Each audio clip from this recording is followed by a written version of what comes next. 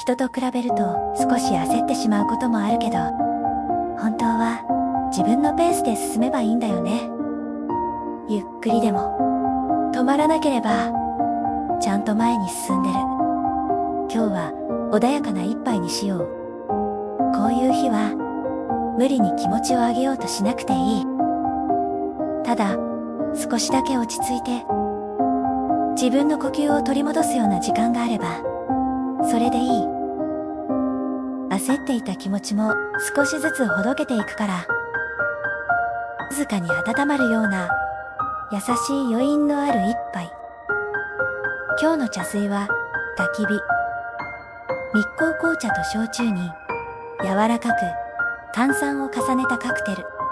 ほのかな甘さとどこか落ち着く香りがゆっくり心を温めてくれる。今夜はこのぬくもりに包まれながらゆっくり行こう。